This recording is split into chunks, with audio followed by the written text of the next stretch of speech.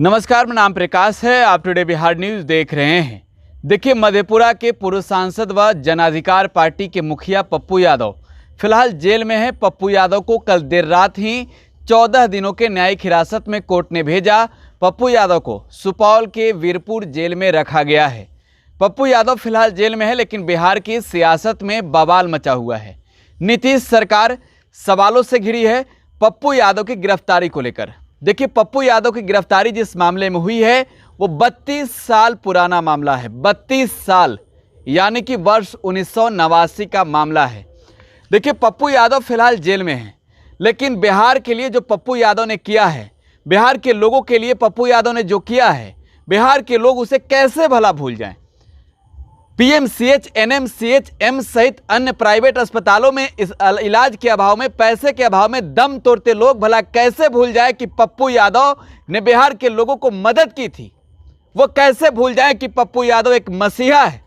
पप्पू यादव भले बाहुबली रहे हैं, पप्पू यादव के खिलाफ कई केस रहे हैं, लेकिन पिछले कई सालों में हमने देखा कि पप्पू यादव की छवि बदली और बिहार में पप्पू यादव की पहचान एक मसीहा के रूप में हुई। देखिए, पप्पू यादव का अतीत पीछा नहीं छोड़ रहा है।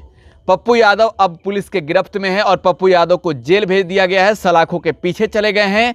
हाईकोर्ट ने भी पप्पू यादव के मामले पर सुनवाई तेजी से करने से इनकार कर दिया है। लेकिन अब जो बड़ी खबर है, देखिए, बिहार के सियासत में आग लगी हुई है। पप्पू यादव जेल में है। नीतीश सरकार चौतरफा सवालों से घिरी है। नीतीश कुमार की सहयोगी पार्टियां भी सवाल उठा रही है पप्पू यादव की गिरफ्तारी को लेकर। हम आपको आज बताने जा रहे हैं कि पप्पू यादव की गिरफ्तारी 32 साल पुराने जिस मामले में हुई है वो मामला क्या है, किसकी अपहरण हुई थी, किसका क्या मामला था, हम पूरी जानकारी आपको देंगे। लेकिन इससे पहले आपको हम बता दें पप्पू यादव की गिरफ्तारी कैसे हुई। देखिए, पप्पू यादव प्रत्येक दिन के सुबह जाते हैं पटना के अस्पतालों में, और पप्पू यादव कल भी गए थे। प्रतिदिन के जैसे कल भी पीएमसीएच गए थे। पीएमसीएच से लौटकर रणनीति बना रहे थे कि कैसे, आपको याद होगा मधेपुरा में पप्पू यादव के काफ़ी चाहने वाले लोग हैं, पप्पू यादव के समर्थक हैं। पप्पू यादव मधेपुरा से सांसद रह चुके हैं, मधेपुरा में जाने वाले थे। और साथ ही देखिए, पप्पू यादव रणनीति भी बना रहे थे मधुबनी के एक मामले को लेकर। आपको याद होगा मधुबनी में नरसंहार हुआ और एकमात्र जिंदा बचे मनोज सिंह जो अस्पताल में जिंदगी मौत से जूझ रहे हैं। पप्पू यादव ने कहा था कि उनका इलाज करवाएंगे। उनके इलाज कराने के लिए आगे की रणनीति बना रहे थे। इससे पूर्व भी पप्पू यादव ने पैसे दिए थे, मदद किया था। लेकिन अब तो पप्पू यादव सलाखों के पीछे चले गए हैं। मनोज सिंह को बचाने के लिए पैसा कौन देगा। राजनीति करने तो बहुत सारे दलों के नेता गए थे, विपक्ष के नेता भी गए थे, सत्ता पक्ष के भी नेता गए थे, लेकिन पप्पू यादव न सत्ता पक्ष में रहते हुए न विपक्ष में रहते हुए गए थे, मदद भी किया था। देखिए, पप्पू यादव रणनीति बना रहे थे, तब तक पहुंच जाती है पटना की कई थानों की पुलिस एक साथ पटना के मंदिरी स्थित उनके आवास पर। पटना के मंदिरी स्थित पप्पू यादव के आवास से उनकी गिरफ्तारी कर ली जाती है। लेकिन गिरफ्तारी से पहले कहा जाता है कि हम आपको हाउस अरेस्ट कर रहे हैं, उसके बाद कहा जाता है कि हम आपको डिटेन कर रहे हैं, उसके बाद कहा जाता है कि हम आपको लॉकडाउन उल्लंघन के मामले में गिरफ्तार करते हैं। देखिए, पप्पू यादव ने बाकायदा इस बात की जानकारी भी दी कि उन्हें गिरफ्तार लॉकडाउन उल्लंघन के मामले में किया गया है। 32 साल पुराने मामले में पप्पू यादव जेल चले जाएंगे कभी सोचे नहीं थे। उन्हें नहीं पता था कि पटना पुलिस पूरे दिन साजिश रच रही थी। पटना पुलिस पूरे दिन मधेपुरा पुलिस को सपोर्ट करने का प्लान बना रही थी। और पप्पू यादव अब गिरफ्त में आ गए। पप्पू यादव को जब पटना पुलिस ने गिरफ्तार किया, उसके बाद मधेपुरा पुलिस को सौंप दिया। देखिए, जो हमारे पास पूरी जानकारी आई है मधेपुरा से, और लगातार जो टुडे बिहार न्यूज़ के संवाददाता हैं वो मौजूद हैं वहां पर, पल पल की जानकारी दे रहे हैं।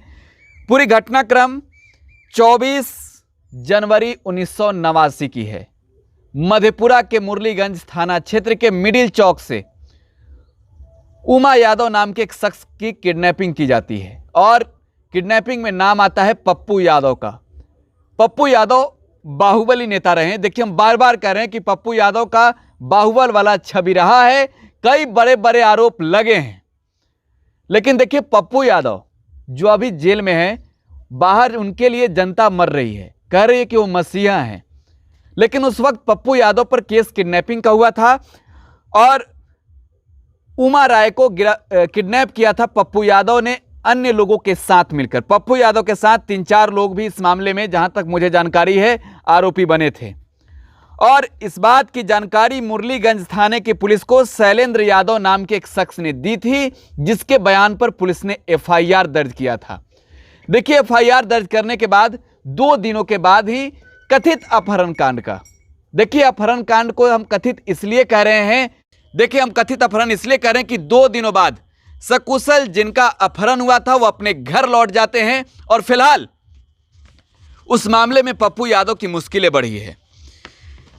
2 दिनों बाद जब पप्पू यादव पर मुश्किलें बढ़नी शुरू हुई, जब जो शख्स था उमा यादव, वह जब अपने घर लौटा, तब पुलिस ने उससे पूछताछ की और पप्पू यादव पर नकेल कसना शुरू कर दिया। देखिए, आरोप लगे पप्पू यादव ने 3-4 लोगों के साथ मिलकर इस बड़े अपराध को अंजाम दिया है। तब मधेपुरा में पप्पू यादव का बोलबाला था और पप्पू यादव आरोपी बने। पुलिस ने गिरफ्तार किया, पप्पू यादव को जेल भेजा। लंबे समय तक पप्पू यादव मधेपुरा के जेल में नहीं रह सके।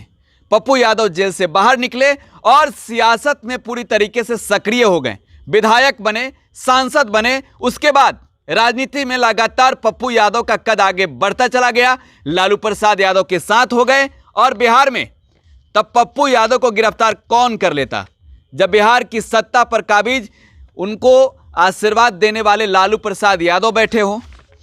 देखिए, इस मामले में कार्यवाही अब तब शुरू हुई जब वर्ष 1996 में सुप्रीम कोर्ट ने निर्देश दिया अदालत को कि आप कार्यवाही तेजी करें और एक याचिका पर, जनहित याचिका पर सुनवाई करते हुए सुप्रीम कोर्ट ने राजनीति के अपराधीकरण को लेकर कहा कि जल्द से जल्द अगर किसी राजनेता पर मुकदमा है तो इसकी सुनवाई करें।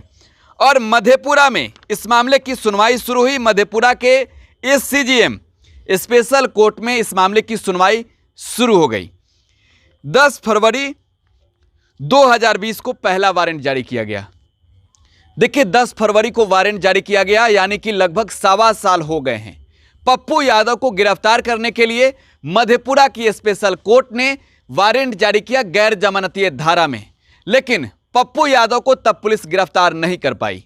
1.25 साल बाद उस 32 साल पुराने मामले में पप्पू यादव की गिरफ्तारी होती है 11 मई को पटना के मंदिरी स्थित उनके आवास से। देखिए, इसके बाद जब चुनाव का वक्त आया, बिहार विधानसभा चुनाव 2020 की बात कर रहे हैं हम, पप्पू यादव हेलीकॉप्टर से चुनाव दौरा करने लगे, चुनावी प्रचार करने लगे। मधेपुरा के आसमानों में भी पप्पू यादव के हेलीकॉप्टर गरजी।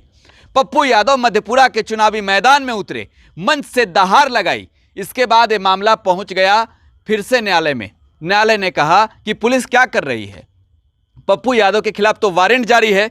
और तब 17 दिसंबर 2020 को जवाब मांगा मधेपुरा कोर्ट ने पुलिस से और पुलिस ने जवाब दिया।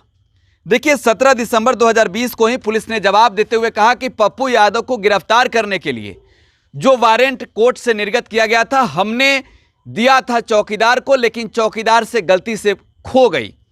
देखिए, पुलिस ने अपना पल्ला झाड़ लिया, क्योंकि बाहुबली को गिरफ्तार नहीं कर पाए थे।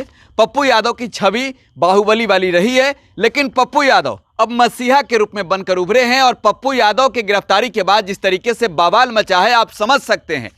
ना सिर्फ पप्पू यादव को सपोर्ट करने वाले, ना सिर्फ पप्पू यादव को वोट करने वाले, बल्कि भारतीय जनता पार्टी, राष्ट्रीय जनता दल, जनता दल यूनाइटेड, लोक जनशक्ति पार्टी जैसी पार्टियों को सपोर्ट करने वाले, वोट करने वाले भी पप्पू यादव को समर्थन दे रहे हैं।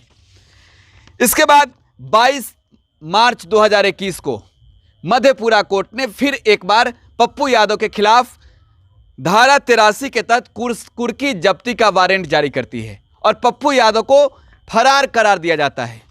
देखिए, पप्पू यादव फरार चल रहे थे। पप्पू यादव को गिरफ्तार नहीं कर पाई थी तो नीतीश कुमार की पुलिस, पप्पू यादव को गिरफ्तार नहीं कर पाई थी तो लालू प्रसाद यादव की पुलिस, क्योंकि इस 32 सालों में बिहार में लालू प्रसाद यादव का भी शासनकाल रहा, नीतीश कुमार का बिहार में मौजूदा सरकार है, लेकिन ना तो औकात लालू यादव की हुई ना नीतीश कुमार की। बहरहाल अब ये सवाल उठ रहे हैं कि 11 मई को जिस पप्पू यादव को गिरफ्तार किया गया, उस पप्पू यादव की गिरफ्तारी में इतना लेट क्यों? पप्पू यादव की जब गिरफ्तारी हुई है तो पुलिस के कार्यशैली पर भी सवाल उठ रही है कि क्या 32 सालों से पुलिस हाथ पर हाथ धरे बैठी थी?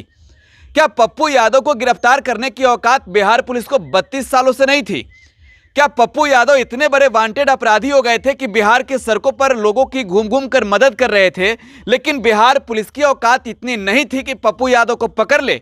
और जैसे ही पप्पू यादव ने राजीव प्रताप रूडी के कारनामों का पोल खोला, खुलासा किया कि राजीव प्रताप रूडी ने इस संक्रमण काल में लगभग 40 एम्बुलेंस, देखिए राजीव प्रताप रूडी जो सवालों से घिरे हैं, जिनके दफ्तर में 40 एम्बुलेंस छुपाया हुआ मिला, पप्पू यादव ने रेड किया, बेनकाब किया, दिखाया देश को, दुनिया को कि देखिए इस संक्रमण काल में जब लोग एम्बुलेंस के अभाव में अपने मरीज को अस्पताल तक ले जाने के लिए कंधे का सहारा ले रहे हैं, बाइक का सहारा ले रहे हैं, ट्रैक्टर का सहारा ले रहे हैं, तब पप्पू यादव दिखा रहे हैं कि देखिए राजीव प्रताप रूडी एम्बुलेंस छुपाए हुए हैं।